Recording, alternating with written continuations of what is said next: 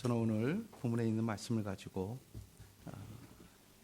어떻게 사는 게 잘 사는 건가라는 제목으로 말씀을 나누려고 합니다. 여러분, 혹시 이런 생각 많이 하시죠? 어떻게 살면 진짜 잘 살까? 나는 잘 살고 있는가? 이런 생각 얼마나 자주 하고 계신가요? 한번 오늘 이 시간에 이런 생각 한번 하면서 우리의 삶을 돌아보고 또 앞으로의 삶을 계획하면 또 결단하면 어떨까 생각이 듭니다. 목회를 하다 보면 정말 많은 신방을 하게 됩니다. 또 스페인에 와서 제가 목회를 하면서도 어느 부부의 가정의 문제로 신방을 했던 적이 있습니다. 근데 제가 그때 굉장히 깜짝 놀란 적이 있었습니다. 왜냐하면 집안에 들어갔더니 집안이 너무 화려했기 때문에 그렇습니다. 물론 한국뿐만 아니라 전 세계 어디 가나 이제 그렇게 사는 분들이 참 많겠죠. 어떤 가정은 야드로가 그 집안에 굉장히 이렇게 많이 전시되어 있는 걸 봤어요. 저는 이 야드로가 뭔지를 몰랐습니다. 혹시 야드로 아시는 분 계세요? 야드로라는 것은 스페인의 발렌시아의 정통 공예를 가리킵니다. 세계적인 공예품이죠. 이게 굉장히 가치가 뛰어납니다. 그래서 요만한 도자기 하나가 뭐 몇십만 원에서 몇백만 원까지 하는 요만한 크기의 배 하나가 3억, 4억 하는 뭐 이런 도자기들입니다. 그게 야드로라는 걸 몰랐었어요. 그래서 이 집안은 이렇게 도자기가 많아 하고 생각을 했었는데 어느 날 야드로의 정체를 알게 됐습니다. 그러면서 제가 깜짝 놀랐어요. 어림잡아 계산해도 거기에 몇 천만 원 내지 억 단위는 되겠더라고요. 그래서 그러면서 제가 그래 버렸어요. 이 집 잘 사네. 이렇게 생각을 했습니다. 오, 대단하네. 근데 제가 이 생각을 했던 것이 잘못된 생각이었구나라는 생각을 한 적이 있었습니다. 그거는 잘 산다는 의미를 알고 나서부터입니다. 여러분, 잘 산다라는 말은 어떨 때 쓰는 말인가 하면요, 우리가 좋은 물질이 집에 많고 좋은 집에 살고 값진 것들이 많은 보화가 많은 집에서 산다고 했을 때 잘 산다라고 말하는 게 아니었습니다. 정말 잘 산다라는 의미는 관계가 좋다, 사이가 좋다, 이럴 때 쓰는 말이었습니다. 그러니까 우리가 잘 산다, 그러면 그 잘 산다는 사람보다 조금 부족하고 없이 사는 사람들을 우리가 못 산다 이렇게 말하면 안 되는 거죠. 그거는 가난하다 이렇게 말하는 것입니다. 많은 사람은 부자다 이렇게 말하는 거죠. 우리가 잘 살고 못 산다는 의미는 많이 갖고 적게 갖고의 문제가 결코 아니라는 사실입니다. 무슨 문제예요? 관계의 문제죠. 서로가 어떤 관계로 살아가느냐, 이게 정말 중요한 문제였습니다. 살아가다 보면 정말 돈 많은 부자들을 많이 보게 됩니다. 돈 많고 그리고 부부 사이가 안 좋은 사람들, 이런 사람들도 여러 보게 되죠. 그런데 더 많은 사람들은 어떤 부류냐면 돈도 없고 사이도 안 좋은 사람들 정말 많습니다. 우리는 어떤 사람들이에요? 우리는 돈도 많고 사이도 좋은 사람이길 바랍니다. 아멘? 우리는 돈도 많고 사이가 좋은 사람이길 바라요. 여러분, 성경에 나오는 사람 중에서 정말 고난과 역경을 극복하고 잘 산 사람 한 사람을 꼽으라고 그러면 어떤 인물이 떠오르십니까? 오늘 욥기서를 읽었으니까 욥하고 이렇게 나올 수 있겠죠. 욥이란 사람은 하나님을 최우선으로 섬겼던 사람입니다. 그런데 공교롭게도 하나님께 선택을 받아서 사탄의 시험에 바로 그 중심에 서 있었던 인물이기도 하죠. 우리는 생각합니다. 하나님을 잘 믿어도 이런 시험 받을 수 있겠구나. 하나님을 잘 믿고 우리가 이런 시험을 당하면서 살아가는데 욥기서의 42장의 결론은 오늘 읽었던 말씀 가운데 여호와께서 욥의 말년에 욥에게 처음보다 더 복을 주시니 그리고 그 재산이 이렇더라. 양이 14,000, 낙타가 6,000, 소 1,000결이 암, 나귀가 1,000이나 되는 이런 재산을 이루고 살았다라는 이야기로 욥기서의 마지막을 장식하고 있습니다. 여러분, 이런 시험들은 우리 이렇게 설교를 많이 들을 수 있어요. 사랑하는 성도 여러분, 욥이 당한 시험은 일반적인 시험이 아닐 것입니다. 나중에 더 큰 복을 받기 위한 과정일 수 있습니다. 이렇게 이제 우리가 설교 말씀을 많이 들을 수 있습니다.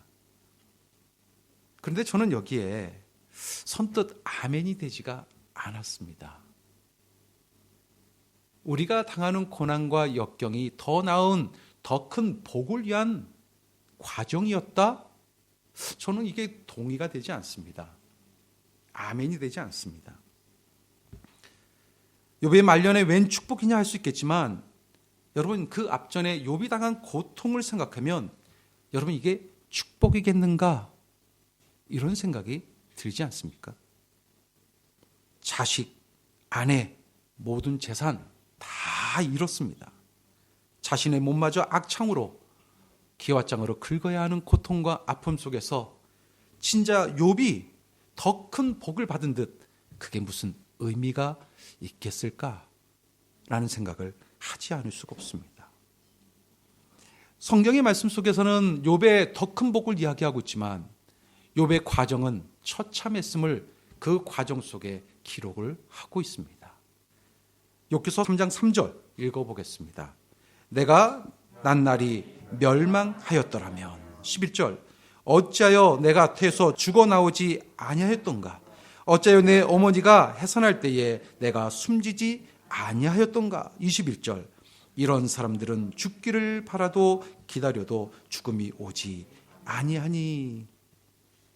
이렇듯 욥의 마음은 지금 당장 내 가족, 내 자식, 내 아내와 함께 죽고 싶은 심정뿐이었습니다. 이런 심정을 갖고 있는 사람의 삶 속에 더 큰 축복이 웬 말입니까? 과연 이거를 복이라 말할 수 있겠는가라는 이 질문 앞에 제가 선뜻 아멘을 하지 못합니다. 고민하고 또 고민합니다. 오늘 말씀을 준비하면서도 고민하고 고민합니다. 이것을 어떻게 제 마음속에, 우리 성도님들의 마음속에 이 말씀을 아멘할 수 있게 할 수 있을까? 욥은 또 욥기서 1장 5절에 보게 되면 이 과정 속에 욥의 삶의 모습이 얼마나 의롭고 하나님 앞에 정직했는가를 실은 보여주는 한 장면이 등장합니다. 욥기서 1장 5절 함께 읽겠습니다. 잔치를 끝내면 욥이 그들을 불러다가 성결하게 하되 아침에 일어나서 그들의 명수대로 번제를 드렸으니 이는 욥이 말하기를 혹시 내 아들들이 죄를 범하여 마음으로 하나님을 욕되게 하였을까 함이라. 욥의 행위가 항상 이러하더라. 욥의 마음은 항상 이랬습니다. 사건이 있기 전 욥은 참 행복했습니다. 하나님과의 관계도 온전했고요. 늘 사람과의 관계도 자기는 반듯한 하나님의 백성으로서 부족함이 없는 삶을 살고 있다고 자부했던 인간입니다. 혹이나 아이들이 하나님 앞에 죄를 범할까 싶어 먼저 그들의 잘못을 하나님께 가지고 가서 번제를 드리면서 하나님의 진노를 피할 길을 미리 예견하고 예방하려 했던 아빠였습니다. 그런 남편이었죠. 얼마나 믿음이 좋은 사람이에요. 하나님 볼 때도 얼마나 멋진 신앙인 믿음의 사람이었겠습니까? 그런데 그에게 닥친 상황은 청천벽력과 같았습니다.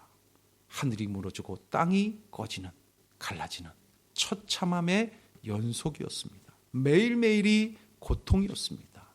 자기의 신앙과 자기의 삶과 자기가 그동안 해왔던 모든 것에 대한 정말 의심이 들고 의문이 드는 그런 시간의 연속이었습니다. 과연 내가 잘 살았나? 내가 그동안 했던 것이 정말 옳았던가?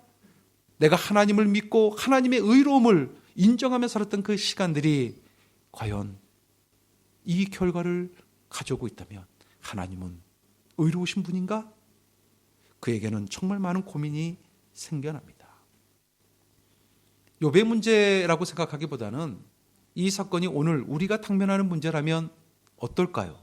여러분들은 쉽게 동의할 수 있겠습니까? 어느 날 갑자기 내 사랑하는 자식과 아내, 나의 모든 재산을 다 잃고 혼자가 된 나를 생각해 보십시오. 여러분, 우리가 믿음의 사람이라고 속 편하게 세상 다 그런 거지. 세상 뭐 춥기도 하고 덥기도 하고 아프기도 하고 뭐 낫기도 하고 위태롭기도 하고 서럽기도 하고 서러움이 울면 되지. 그러면서 참고 견디는 거야. 믿음으로 이겨내는 거야. 이렇게 쉽게 동의가 될까요? 그러다 좋은 사람 만나 자식 낳고 열심히 살다 보니까 뭐 요처럼 더 좋은 축복도 받는 날이 오겠지. 그래, 인생 그렇게 사는 거야. 여러분, 이게 동의가 되십니까? 이거는요, 드라마 같은 삶입니다. 정말 영화나 드라마 속에서나 보일 듯한 그런 인생이죠. 그래서 흔히 우리가 드라마를 보다 보면 하는 얘기가 있습니다. 내 인생도 드라마 같았으면 좋겠다. 제 아내도 간혹 그런 얘기 합니다. 멋진 연예인들, 남자 탤런트 나오는 그런 드라마 나오면요. 야, 나도 드라마 같은 삶 살고 싶다. 뭐 이런, 뭐 이런 얘기 종종 합니다. 제가 옆에서 듣고 있으면, 그래, 뭐, 나도 드라마 같은 삶 살고 싶어. 뭐 이런 얘기 서로 웃으면서 하게 되죠. 욥에게 일어났던 이 일들이 정말 드라마 같았으면 좋겠습니다. 정말 꿈과 같았으면 좋겠습니다. 그런데 이게 현실이라면 우리는 제정신으로 살 수 없겠지요. 이런 사고를 경험하면 생겨나는 게 바로 트라우마라는 겁니다. 어떤 사람은 교통사고를 당했답니다. 그런데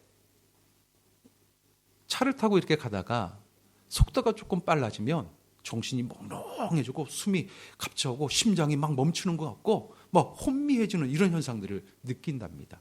트라우마 때문에 그렇습니다. 어떤 사람은요, 5살 때 연예인이었는데 유괴를 당했답니다. 그런데 자기만 살아서 돌아왔대요. 5살 때의 이 경험이 그에게는 트라우마로 남았습니다. 그래서 조그만 자기 방의 공간에만 있어도 막 미치겠는 거예요.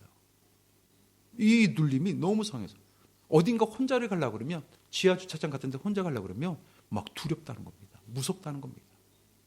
그래서 조금만 어두컴컴해지면 막 불안감이 몰려온답니다. 5살 이후로 성이 된 그 시점에도 이 트라우마는 사라지지 않았답니다. 여러분, 욥에게 트라우마는 어떤 것이었을까요? 우리가 쉽게 허허거리고 잊고 넘어갈 그만한 문제였을까? 욥의 트라우마는 굉장했을 것 같습니다. 고통의 삶을 살아왔던 욥은 자신의 생을 정리하면서 자녀들에게 무엇인가 남겨줄 말들을 찾고 있었을 것입니다.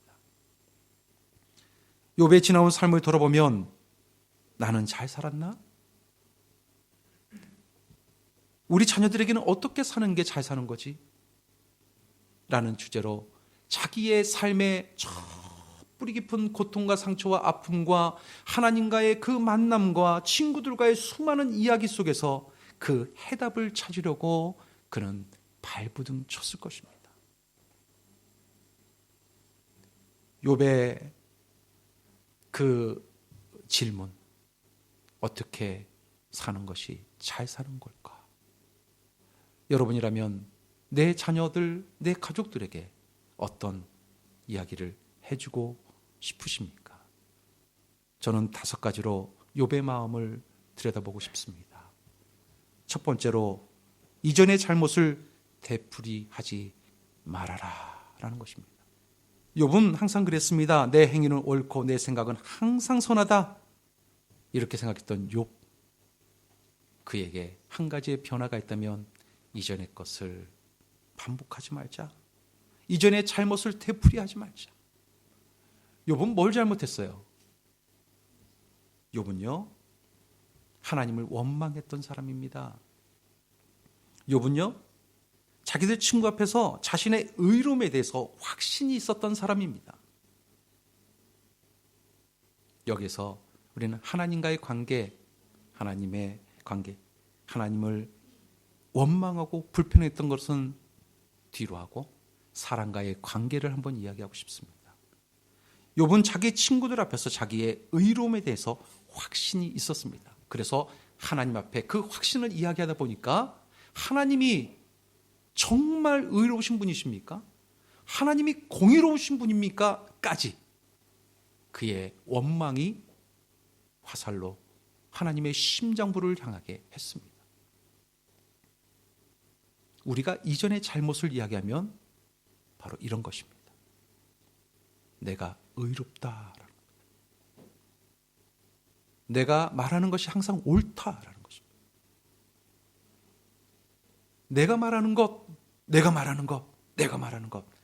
나는 이렇게 깨끗하게 산 사람이야. 나는 조금도 흠이 없어. 내가 법도 잘 지키고 하나님 말씀대로 살려고 발부딪히며 견뎌왔고, 그렇게 지금 내 믿음이 성장했고, 내 믿음은 하나님과 나와의 관계에서 끊을 수 없는 견고한 믿음이야. 내 믿음은 확신해. 얼마나 멋있어요. 그런데 이 주장이 잘못된 주장. 이 주장을 반복하며 살지 마자. 욥은 의로운 자였습니다. 욥기서에 욥을 소개할 때 그는 당대의 의인이라는 소개로 시작되지만 그의 깨달음은 자기의 의로움을 철저히 부인해야 되는 사건으로 치닫게 됩니다. 하나님의 섭리 앞에 그는 전적으로 순복하지 못했습니다. 오히려 하나님의 섭리를 뛰어넘은, 그리고 하나님 앞에 내 의로움을 과시하고 그것을 주장하는 욥의 자신의 모습. 하나님과 친구 앞에서 자신의 의롭다, 옳다, 너는 그르다라고 주장했던 그것들이 얼마나 부질없는 모습이었는지 깨닫게 되는 겁니다. 순간 먼지 같은 사소한 것을 지켜내겠다고 목소리 높였던 자신의 삶을 돌아보게 되는 거죠. 여러분, 우리들이 이야기하는 내 주장들, 그게 얼마나 정금 같으신가요? 내가 옳다라고 주장하는 그 모든 것들이 얼마나 확실한 것들인가요? 내가 주장하는 모든 의로움의 표현들이 얼마나 아름다운 것들인가요? 실상 욥의 모습을 통해 우리는 내가 주장하는 것들의 그런 먼지 같음을 우리가 한번 느껴봐야 될 것입니다. 그래서 욥은 아마 이렇게 말하고 싶지 않을까 생각해요. 한번 따라해 볼까요? 사소한 곳에 목숨 걸지 말자. 네네, 사소한 곳에 목숨 걸지 말자. 자기 의로움을 주장했다가 자기가 얼마나 교만한 존재인지를 경험하게 됐잖아요. 자, 두 번째는 한번 따라해 볼까요? 나를 비우는 삶을 살아라. 욥기서 40장 11절 말씀 한번 읽어보겠습니다. 너의 넘치는 노를 비우고 교만한 자를 발견하여 모두 낮춰라. 노를 비운다, 이 말은 분노를 멈춰라 라는 말입니다. 너의 분함을 이제 그만해. 왜 자꾸 그렇게 화내? 화내지 마. 제발 좀 진정해. 그리고 이제 교만한 자를 넘어뜨려. 그러지 말고, 뭐 이런 얘기죠. 화내지 마. 우리 부부싸움 하시다 보면 서로 언성이 높아지면, 정말 화 좀 내지 마. 잔잔하게. 뭐 이런 얘기 할 수 있잖아요. 제 아내가 제일 많이 쓰면 목소리 좀 낮춰. 저한테 정말 많이 합니다. 친구 엘리훗, 그 다음에 엘리바스, 빗달, 그 다음에 욥, 거기에 하나님. 참 한 성격 하시는 분들만 모였습니다. 성경의 욥기서가 42장까지 쓰여져 있는데요. 한 사람의 인생을 42장의 분량으로 대서사 드라마를 쓴 것이 쉽지 않습니다. 창세기는 50장, 출애굽기는 40장밖에 되지 않거든요. 거기에 욥의 인생과 욥의 그런 어떤 다툼, 분의 이야기들이, 하나님과의 논쟁의 이야기들이 42장이나 할애가 됐습니다. 할 얘기가 많다는 얘기죠. 저와 여러분의 인생의 삶의 스토리를 쓰자면 아마도 그 이상 되지 않을까 싶습니다. 그런데 성경에 이 세 친구와 하나님과 나누는 대화들이 하나같이 다 노를 바라는 이런 장면들이 정말 많습니다. 정말 많습니다. 이런 생각을 해봤어요. 야, 참, 우리 그 세 친구와 욥과 같은 사람들을 데리고 목회하는 하나님은 정말 힘드시겠다. 정말 힘드시겠다. 하나님도 어쩔 때는 정말 화가 나가지고 막 욥한테 싸붙이는 장면이 나옵니다. 엘리후가 욥에게 노를 바라는 장면, 욥기서 32장 1절에서 5절에 보면 욥이 하나님보다 자기가 의롭다라고 자꾸 얘기하니까 엘리후가 막 화를 냅니다. 네가 어떻게 하나님보다 의로울 수 있겠냐. 그러면 욥은 또 뭐예요? 아니야, 하나님이 잘못한 거야. 내가 이렇게 살아왔는데 어떻게 하나님이 그러실 수 있어? 하고 욥은 또 그 엘리후에게 막 화를 냅니다. 오히려 역으로 하나님께 화를 내는 거죠. 그러면서 또 엘리후는 친구들에게 또 노를 바랬다고 얘기합니다. 그러면서 욥이 친구들이 욥의 잘못을 명확하게 제시하지 못하면서도 그냥 막 화를 내는 거예요. 막 화를 내는 거예요. 그러니까 제발 좀 그러지 마. 너는 욥에 대해서 정확히 알지 못하잖아. 하나님의 섭리에 대해서 완벽히 모르잖아. 근데 왜 욥의 잘못을 자꾸 그렇게 잘못했다고 얘기하는 거야? 그러지 마. 그렇게 하면 안 돼. 엘리바스라는 친구는 욥기서 15장 13절에 내 영이 하나님께 분노를 터뜨리며 내 입을 놀리느냐 이렇게 말하면서 사람이 어찌 깨끗하겠느냐, 여인에게서 난 자가 어찌 의롭겠느냐, 또 욥이 얘기하는 나는 의로운 사람이야 라고는 이 주장에 또 반박을 하면서 막 화를 냅니다. 야, 참 이런 친구들 감당할 수 없는 친구들이죠. 욥과 세 친구 정상적인 대화가 불가능한 상태입니다.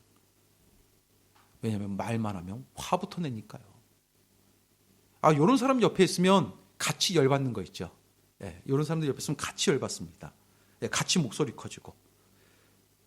시편 37편 8절에서는 이런 사람들에게 이렇게 충고합니다.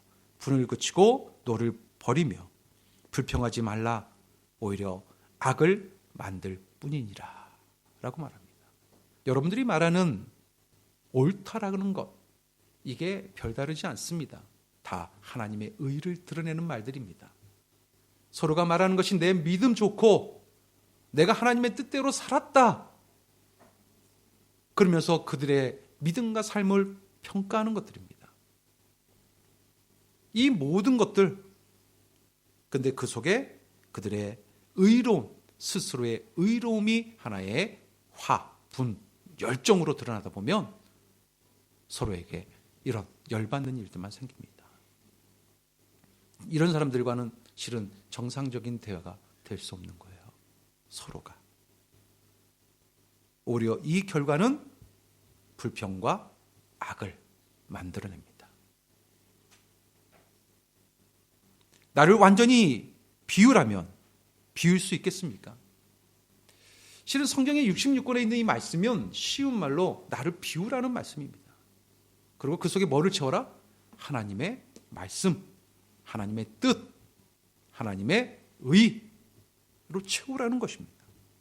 그런데 우리는 솔직하게 고백하면 나는 그렇게 할 수 없습니다. 불가능하죠. 왜? 욥을 보십시오.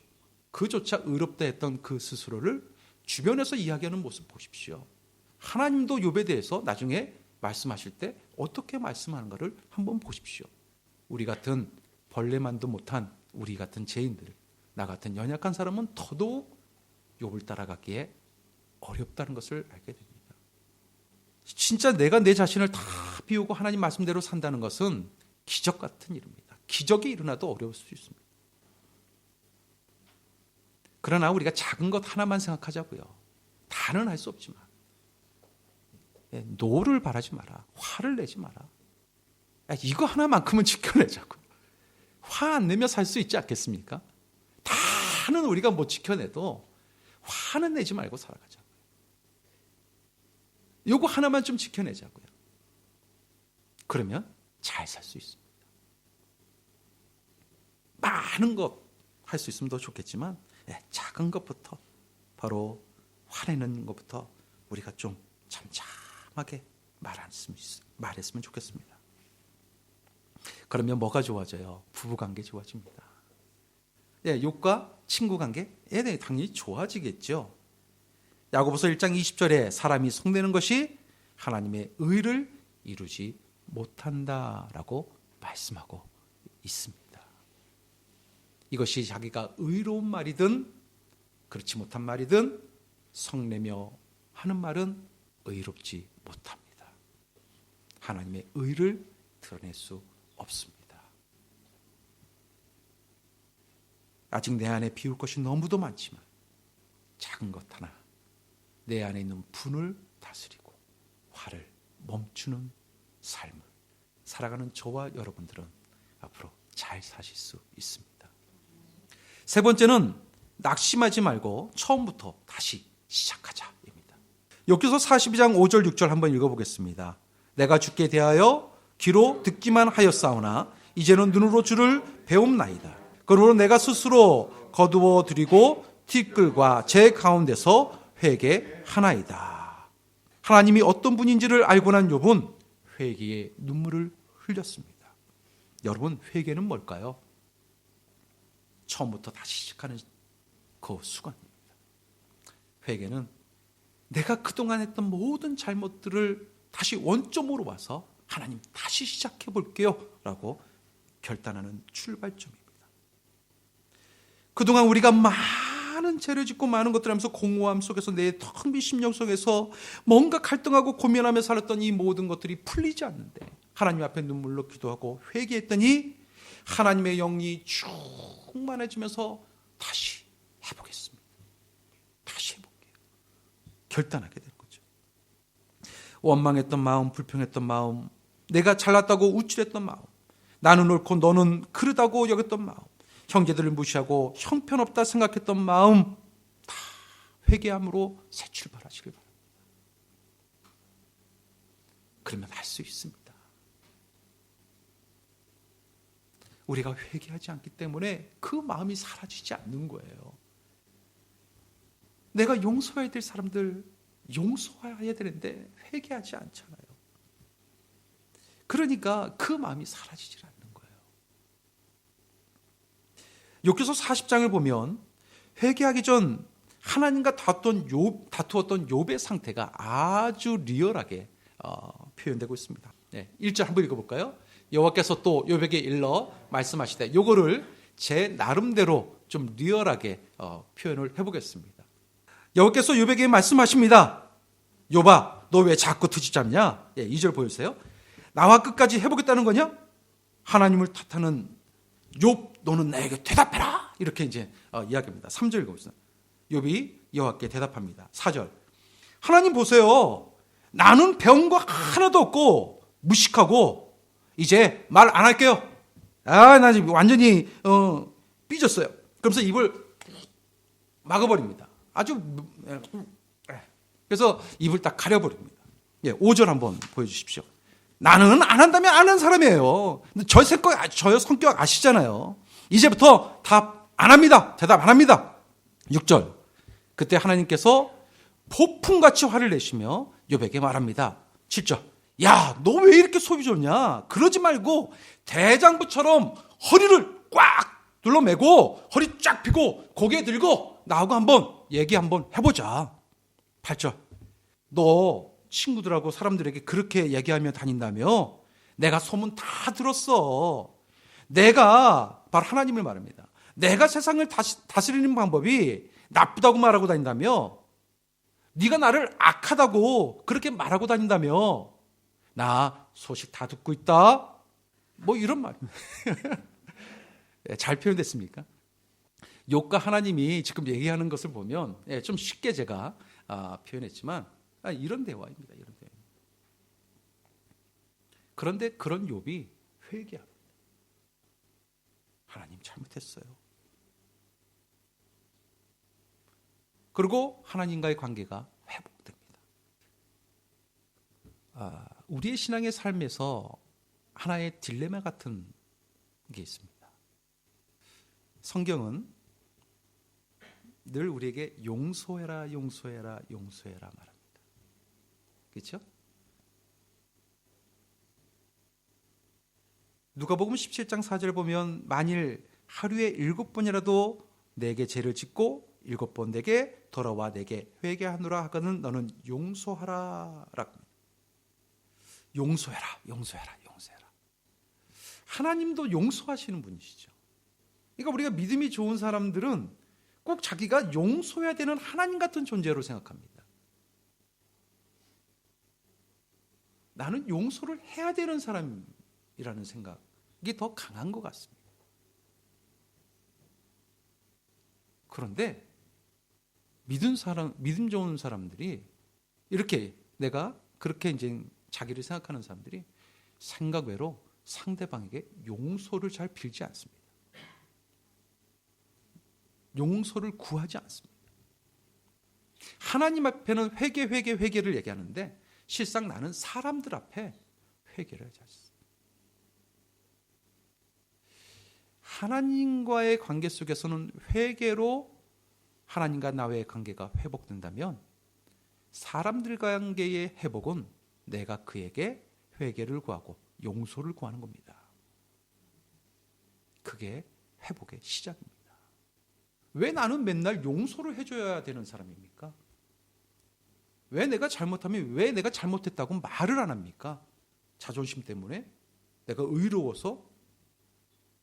내가 빨리 용서를 구하면 이 관계가 빨리 회복될 수 있지 않겠습니까? 근데 그놈의 자존심이 얼마나 비싼 자존심인지 모르겠는데 용서를 구하지를 않습니다. 그러면 그 감정이 팽팽하게 대립합니다. 그러면서 이 긴장감이 폭발합니다. 그러면서 뻥! 각방서 안 봐. 빨리 구하면 끝날 문제가 이제 2차, 3차, 4차 대전으로 이게 확진됩니다. 못 살아. 이제는 집도 따로 써. 이제. 야, 호적도 이제 따로 쓰자. 아무 문제가 아닐 수 있는데 용서를 구하지 않는 것으로 인해서 하나님과의 관계가 멀어지고 사람과의 관계는 더 멀어질 수 있습니다. 여러분, 잘 사는 사람은 어떤 사람인가?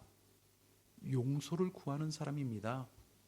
욥은 자기가 주장했던 모든 것들 빨리 용서 구하지 못한 거 후회했을 겁니다.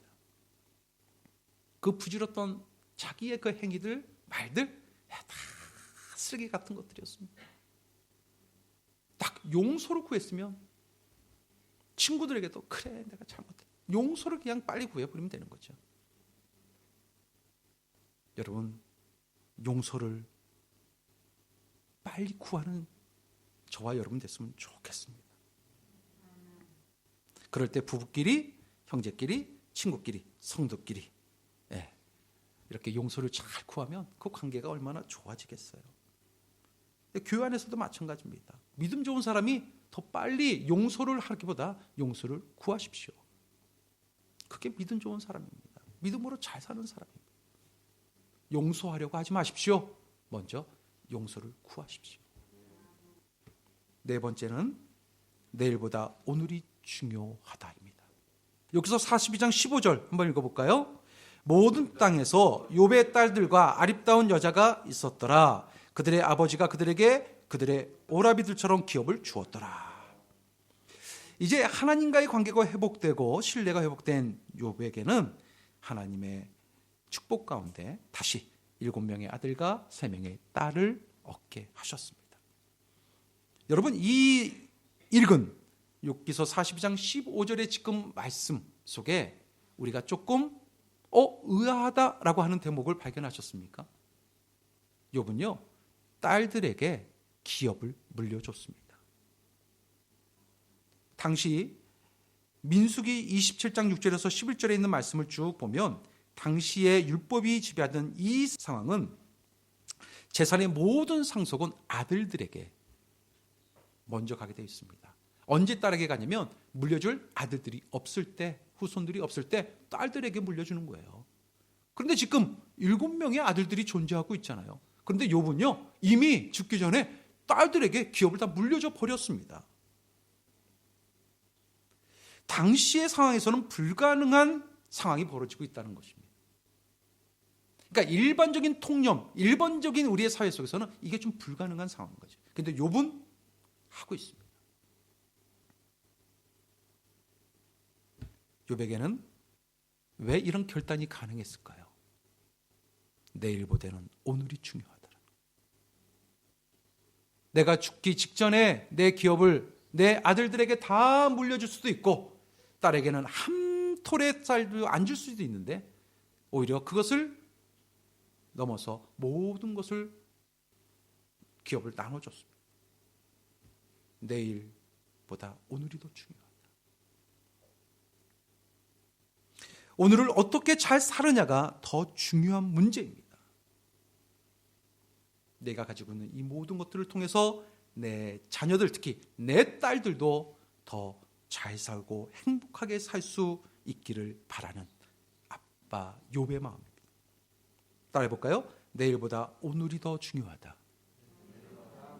함께 따라해 보시죠. 오지 않는 내일은 나의 시간이 아니다. 바로 욥이 깨달은 한 가지입니다. 오지 않은 내일은 나의 인생, 나의 시간이 아니다. 내일은 없을 수 있다는 겁니다. 내 자녀와 내 아내의 그리고 내가 가지고 있던 모든 재산이 하루아침에 사라진 이 시간은 그에게 트라우마로 남았고 이 트라우마는 그의 인생에 중요한 결단을 하게 했습니다. 오늘이 중요하다. 시편 기자는 우리의 인생의 시간을 시편 102편 3절에 이렇게 말합니다. 연기같이 소멸하는 인생. 욥이 딱 경험한 거죠. 오늘 내 곁에 있는 사람을 더 소중히 여기며 아껴주고 섬겨주고 사랑하며 살아가라는 얘기입니다. 내일의 시간은 나의 시간이 아니다. 오늘이 더 중요한 것입니다. 마지막으로 함께 읽어볼까요? 욥이 자녀들에게 해주고 싶은 고백 마지막 한번 읽어볼까요? 뭐라고요? 너의 삶을 살아라. 여러분, 여러분의 삶을 사십시오. 무슨 얘기일까요? 아브라함을 생각하면 아브라함같이 살고 싶고 모세의 출애굽기를 보면 모세같이 살고 싶은데 그렇게 살지 마십시오. 여러분의 인생을 사십시오. 오늘 2021년 2022년을 맞이하는 지금의 시점에서 하나님과 나와의 관계 속에서 하나님을 믿는 믿음의 자녀로서 여러분의 인생을 살려고 하십시오. 그리고 여러분의 인생을 통하여 하나님 앞에 더 멋지고 아름다운 자녀의 모습을 사십시오. 그리고 그 삶을 통하여 이 시대의 사람들에게 여러분들을 증명해 주십시오. 나를 통하여 하나님께서 역사하심이 이러했다고 고백할 수 있는, 그리고 그 사람들이 여러분들의 삶의 모습을 보면서 정말 저 사람이 하나님과 함께 했구나라는 것, 하나님이 저 사람과 함께함으로 그가 욥처럼 더 큰 부자가 복을 받았다는 사실을 하나님께서 인정받는 여러분의 삶을 사십시오. 여러분들이 주어진 시간과 물질과 그 모든 것들을 바로 여러분의 삶의 중요한 축복의 또 고백의 통로로 삼으십시오. 그것이 욥이 그 후손들에게 해주고 싶은 이야기였을 것 같습니다. 마지막 그 자녀들의 3명의 딸의 이름을 한번 보면서 마치겠습니다. 욥은 70인역에 있는 이야기를 쭉 보니까 총 240년을 살았다고 나와 있습니다. 그의 나이가 70의 나이에 이런 고난과 환난을 경험했고요. 그리고 30년 동안 그는 열심히 성실히 살아서 다시 이 복을 회복했습니다. 그러고 나서 그는 140년을 살다 죽었더라 하고 끝납니다. 그 속에 정말 너의 삶을 살아라 라는 이 부분을 3명의 딸을 주목하면서 그 이름의 의미 속에 저는 이와 같이 해석을 했습니다. 첫 번째 딸 여미마입니다. 어둠과 고난의 시대에 환한 나처럼 형통의 통로로 살아가라. 구시야, 바로 욥이 가지고 있던 하나님에 대한 경외심을 표현하고 있는데요. 바로 썩어져가는 세상에 아름다운 향기가 되어 살아가라. 게레나복이라는 세 번째 딸은 부정적인 세상에 하나님이 창조한 아름다움을 보고 드러내는 삶을 살아라. 욥의 자녀들에게 자신들의 삶을 주도적으로 아름답고 멋지게 살아가라고, 바로 너의 삶을 살라고 딸들을 이야기하고 있습니다. 딸은 이름이 크게 중요시 여겨졌던 시대가 아니잖아요. 근데 그들을 통하여 너의 삶을 살아라. 아들의 7명의 아들은 등장도 안 합니다. 네, 딸에게 아무런 가치나 때론 소외됐던 그 세 딸들에게 너의 삶을 주도적으로 살아라. 그러면서 그들에게 기업도 주는 거죠. 사랑하는 성도 여러분, 후회하지 않는 아름다운 삶을 살아가시길 바랍니다. 하나님과 좋은 관계를 맺으며 잘 살았으면 좋겠습니다. 교회에서 남을 비난하거나 탓하지 말고 성도들과 사이좋게 잘 살았으면 좋겠습니다. 우리 모두의 삶이 후회하지 않는 아름다운 삶 되시기를 간절히 축원합니다. 기도하겠습니다.